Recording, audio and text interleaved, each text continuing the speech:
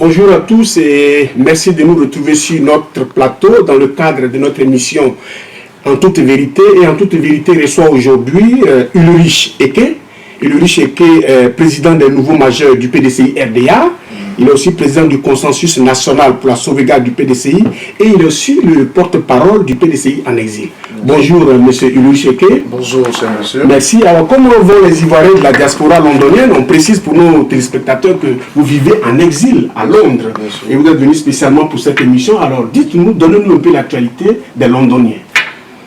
Avant tout propos, je voudrais dire merci à Even News TV pour l'occasion que vous me donnez, n'est-ce pas, d'échanger, de parler, de discuter avec tous les internautes et tous les Ivoiriens, tout l'étranger. Je pense que la diaspora ivoirienne à Londres se porte bien, dans la mesure où nous avons été accueillis les bras ouverts par ce que nous avons trouvé sur le terrain, notamment nos différents aînés qui naturellement ont commencé, n'est-ce pas, à mener la lutte pour la libération totale de la Côte d'Ivoire avant nous. Donc, en un mot, pour vous dire que la diaspora ivoirienne à London, elle se porte bien et Dieu voulant, tout va bien.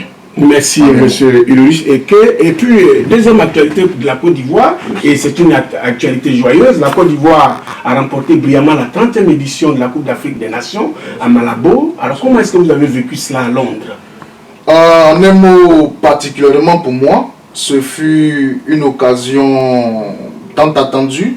Les Ivoiriens ont tellement rêvé à cette occasion que 23 ans après, nous avons des garçons comme Kolo Touré, des garçons comme Séredi et autres qui nous ont emmené la coupe aujourd'hui. Je voudrais les saluer pour ça, je voudrais saluer l'ensemble de l'équipe nationale. Mais ce que je ne souhaite pas, c'est que cette occasion-là soit politisée et que des gens puissent vouloir faire de la récupération politique. Ce n'est pas normal et c'est l'ensemble des Ivoiriens. Il faut savoir fêter ensemble et il ne faut pas catégoriser, n'est-ce pas, cette belle victoire. En tout cas, je salue la victoire des éléphants de Côte d'Ivoire et c'est avec un grand plaisir que nous avons accueilli cette victoire. Merci. Vous vivez en exil à Londres et donc forcément vous avez un avis sur la question des exilés politiques, de la crise post-électorale. Alors, mais avant, on se demande bien ce qu'un militant du PDCI, parti allié au RDR, fait en exil, puisque c'est votre regroupement qui est au pouvoir en Côte d'Ivoire. Écoutez, cher monsieur, je voudrais vous remercier de l'occasion que vous me donnez. Je voudrais vous dire ceci. Certainement, nous sommes alliés par la faute d'un certain nombre de militants du PDC-RDA au RDA aujourd'hui, mais nous avons toujours combattu cette idée de vouloir inféoder le PDC-RDA à un quelconque parti politique. Souvenez-vous, cher monsieur, en 2010, lors des élections présidentielles, nous avons, au deuxième tour des élections présidentielles, nous avons appelé les jeunes du PDC-RDA à voter le candidat Laurent Gbagbo. Et nous l'avons fait avec conviction. Nous l'avons fait avec foi. Et aujourd'hui, les militants du PDC-RDA nous donnent raison. Et l'ensemble des militants du PDC-RDA nous donnent raison. Chers messieurs, nous sommes en exil parce que nous avons soutenu la constitution de la Côte d'Ivoire. Nous avons soutenu nos institutions, les institutions de la République de Côte d'Ivoire. Et c'est la raison pour laquelle nous sommes en exil. Pourquoi? Nous sommes pourchassés aujourd'hui par le régime de M. Dramane Ouattara qui n'a que pour programme de gouvernement la poursuite de tous ceux qui ont soutenu le candidat Laurent Gbagbo. Et nous trouvons que c'est une méthode antipodale à laquelle nous n'allons pas nous laisser distraire. C'est la raison pour laquelle, naturellement, vous constatez que je suis en exil aussi, comme tout autre Ivoirien. Le 15 décembre 2010, vous étiez sur le plateau de la télévision nationale pour dire non à l'appel du député Kakabe, qui est maintenant député, et qui invitait les Ivoiriens à assiéger la RTI. Qu'est-ce qui vous avait motivé en ce moment précis?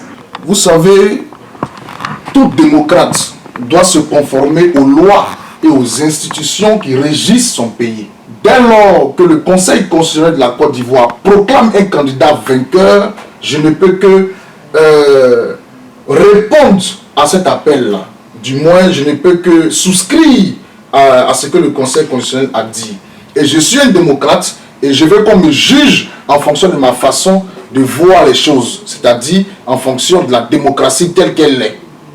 Le Conseil constitutionnel ayant proclamé le candidat Laurent Gbagbo président de la République de Côte d'Ivoire, je me devais en tant que citoyen de respecter les institutions de la République en respectant ce que M. Gbagbo Laurent ou alors ce que le gouvernement de Gbagbo Laurent aurait à prendre ou avait pris comme décision. Dès lors, j'invitais les Ivoiriens au civisme. Pendant que ceux d'à côté, on se souvient, au Golfe Hotel appelé les jeunes de Côte d'Ivoire, à boycotter tout, à se mettre dans les rues, à vraiment désobéir aux institutions de la République. À cette période précise-là, on avait besoin de gens qui véritablement étaient attachés à la nation ivoirienne, non pas aux partis politiques ou alors aux formes de camps claniques à laquelle nous avons assisté durant la crise post-électorale. C'est à ce moment précis-là que, en décembre, naturellement, 2010, je suis allé à la télévision nationale pendant que le tel chef député qui aujourd'hui reconnaît, du moins aime M. Gbagbo Laurent subitement, reconnaît que Gbagbo Laurent, depuis sa prison, peut gagner les élections présidentielles. Ce tel chef député-là ne savait pas à ce moment-là que Gbagbo Laurent avait été proclamé président de la République de Côte d'Ivoire par une constitution qui devait respecter. C'est à ce moment précis-là que nous avons montré notre attachement à la République de Côte d'Ivoire. Dans la mesure où nous avons appelé les jeunes de Côte d'Ivoire à ne pas sortir, à ne pas se laisser distraire par toute imposture. Si vous le permettez, on va voir les éléments, les images de votre appel de ce jour. Je suis sur ce plateau ce soir pour inviter tous les jeunes de Côte d'Ivoire, pour inviter tous nos camarades, pour inviter tous nos amis à s'inscrire en faux au mot d'ordre suicidaire du RHDP qui projette demain une marche sur la RTI. Les nouveaux majeurs de Côte d'Ivoire, en particulier ceux du PDC-RDA, sont appelés à boycotter cette marche car depuis bientôt 10 ans, notre avenir a été sacrifié sur l'autel de la politique. Nous souhaitons que cela prenne fin, car Sissoko, Bédié, Alassane aiment tant la Côte d'Ivoire qu'ils épousent donc le dialogue avec le président élu démocratiquement, c'est-à-dire le président Laurent Gbagbo. Nous profitons pour saluer la bravoure de notre armée nationale qui est restée républicaine sous les ordres du chef d'état-major, le général de corps d'armée Philippe Mangou. Que Dieu bénisse la Côte d'Ivoire et suivez donc ces instructions-là. Ne sortez pas, restez chez vous à la maison, car il s'agit encore une fois de plus de notre avenir. Je vous remercie. Que Dieu bénisse la Côte d'Ivoire et les Ivoiriens. Donc, vous venez de constater avec moi l'appel que j'ai lancé donc aux jeunes de Côte d'Ivoire, aux militants du PDC-RDA, de ne pas sortir parce qu'à cette période-là, il fallait respecter les institutions de la République. C'est à ce moment-là qu'il fallait prouver qu'on aimait Laurent Gbagbo. Mais ce n'est pas pendant qu'on vient le président de la République de Côte d'Ivoire d'une telle candidature qu'il faut dire à M. Gbagbo Laurent qu'on l'aime depuis la prison. Ah non! Il faut montrer à Gbagbo Laurent qu'on aime ses idéologies quand il est dehors, quand il est bien portant. Mais on ne le dit pas quand il est en prison. Je trouve que ce n'est pas de la bonne foi et il ne faut pas qu'on tente de voiler le combat que nous avons mené pour la libération totale de la Côte d'Ivoire auquel nous sommes toujours attachés. Si aujourd'hui ces personnes-là ont été, ces personnes-là ont reconnu leurs erreurs, je souhaite que lors de leur discours, ils se rendent compte qu'à un moment donné, il y avait des jeunes du PDC-RDA, il y avait des jeunes de la Côte d'Ivoire qui se sont levés pour dire non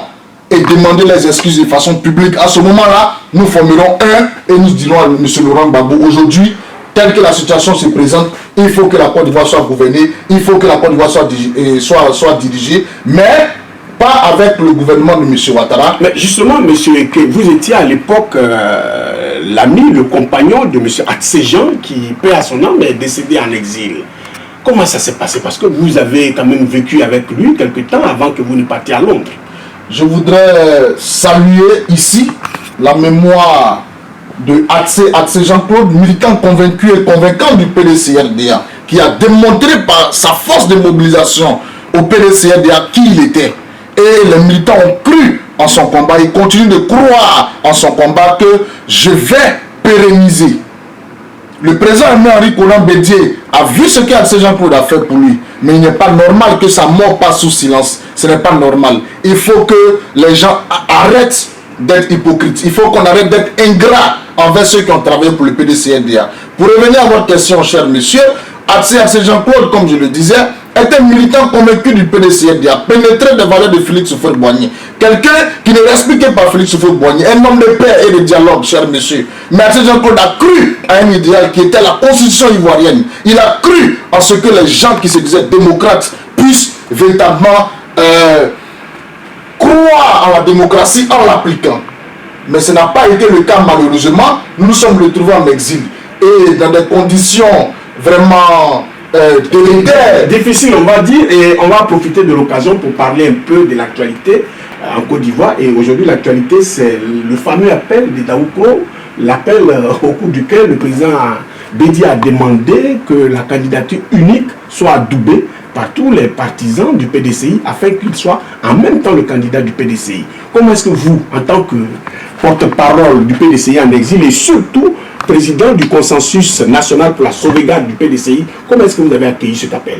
Je qualifie cet appel d'un appel émotionnel dans la mesure où M. Bédi a été dépassé par les événements. Vous savez, pour moi, la jeunesse est un réservoir de productivité à long terme. Et pour que ce réservoir-là ne soit pas percé, il faut le tenir avec un courage stoïque. Et dès lors que le tableau nous est présenté tel que je l'ai défini, notre jeunesse ne peut pas croire positivement si elle n'a de repères. Et malheureusement, nos aînés à qui le président Félix Houphouët-Boigny a confié le PDCRDA ne marchent pas dans la ligne de conduite que le PDC du président Félix Houphouët-Boigny. C'est pourquoi M. Henri Konan Bédié, trahissant les résolutions du 12e congrès du PDCRDA, a pris une décision qui est celle de soutenir la candidature de M. Dramane Ouattara aux élections présidentielles de 2015. Je pense que, selon les tests du PDCRDA, après un congrès, il faut une convention. La convention, c'est pour élire un candidat. C'est pour voir qui est majoritaire parmi les candidats. Parmi ceux qui veulent être présidents. Ceux qui veulent que le parti les soutienne à la présidence de la République. C'est à ce moment précis-là que M. Bédié prend une décision de soutenir son poulain, qui hier a traité de tous les noms. Nous nous souvenons de son livre à la page 18 précisément. Qu'est-ce qu'il avait dit? Vous voulez M. Bédi a dit que M. Ouattara n'était pas ivoirien. Il a poursuivi M. Ouattara de partout. Et nous nous souvenons encore de ça. Mais nous voulons pas. La paix a été faite. On va dire que la paix a été faite entre ces deux grands messieurs de la politique ivoirienne. Ils se sont donné la main. Et aujourd'hui, ils dirigent le pays dans la paix, dans la quiétude. Ça aussi, on ne peut pas botter en touche sur ça. Non, je pense que, cher monsieur, c'est une escroquerie morale. Je veux dire, il n'y a aucune paix qui existe en réalité. Parce qu'il ne s'agit pas d'avoir une relation avec un individu. Le plus important aujourd'hui, c'est de consulter sa base. C'est d'écouter la base du PDCRDA, cher monsieur. Et la base du PDCRDA réclame aujourd'hui un candidat du PDCRDA aux élections présidentielles. Vous savez, cher monsieur, notre mariage avec la nation ivoirienne pour le meilleur et pour le pire nous oblige à répondre à l'appel du pays en présentant un candidat aux élections présidentielles de 2015. Pour mettre fin aux souffrances des Ivoiriens. C'est de ça qu'il s'agit. Et c'est la raison pour laquelle nous ne nous inscrivons pas dans cet appel de M. Henri Konan Bédié. Alors, pour faire face à cet appel d'Henri Konan Bédié, plusieurs candidats du PDCI se sont déclarés. Notamment, on a le député Claudio Konan Bertin, qu'on appelle affectueusement Kakabé. On a le premier ministre Charles Konan Banny et le dernier qui aujourd'hui tient la barre haute de cette envie d'aller contre la candidature du président Ouattara, c'est bien le ministre Amara Issi, le ministre d'État Amara Issi. Alors, de tous ces candidats qui foisonnent, pour vous, qui est celui qui pourrait bien tenir la barre du PDCI en 2015?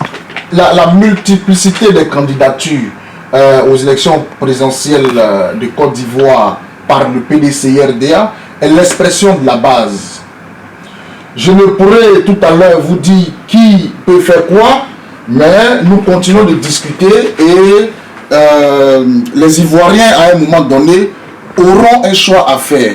Mais toujours est-il que nous allons les orienter au moment venu. Pour être sûr qu'effectivement, cette personne-là répond aux aux attentes. Oui, mais ils sont connus, ce pas des inconnus. Kouadio Kona Bertin, vous avez parlé de lui tout à l'heure, le premier ministre Charles Kona Bani, tout le monde le connaît, Amara ici aussi est connu, il y a quand même une force qui se dégage de chacun d'eux. Vous, si on vous demandait de soutenir quelqu'un, quel choix vous auriez fait? Vous êtes le président des nouveaux majeurs du PDCI, ça veut dire que votre voix compte. Aujourd'hui, c'est les jeunes qui vont voter. Je pense que mon choix personnel n'est pas le plus important, mais le choix de la population. Donc pour l'instant, ce que nous allons faire, c'est de rentrer en contact avec nos bases, avec nos militants pour essayer de voir qui, selon eux, est la personne la mieux indiquée. Ensuite, nous porterons donc la voix de cette personne-là à qui de droit. Donc je ne pourrais personnellement, en tant que Ulrich Eke, m'exprimer sur une quelconque candidature, cher monsieur. Merci. Le président Ouattara est candidat à sa propre succession, mais un vilain débat récurrent sur son inéligibilité est en train de pourrir l'atmosphère politique en Côte d'Ivoire. Vous qui êtes à Londres, comment est-ce que vous vivez cela? Je pense que la question de l'éligibilité de M. Alassane Dramane Ouattara a causé problème. M. Laurent Gbagbo, en 2010, a dû user de l'article 48 pour faire de lui un candidat exceptionnel. Mais je voudrais rappeler une petite parenthèse. Être président de la République ou alors être chef de l'État ne te permet pas d'office ou alors de facto d'être candidat à une élection présidentielle. Non. Il faut faire acte de candidature. Et ce paragraphe-là a été juste mis pour baliser le nombre de mandats, c'est-à-dire 2 mandats. Mais avant d'arriver à tes 2 mandats, il faut être en mesure de proposer de nouveau ou alors à nouveau ta candidature. M. Ouattara ne remplit pas les conditions. C'est la raison pour laquelle nous avons assisté aujourd'hui pour la première fois de l'histoire de la Côte d'Ivoire un président de conseil constitutionnel démissionné. Cher monsieur, il y a Anguille sous roche.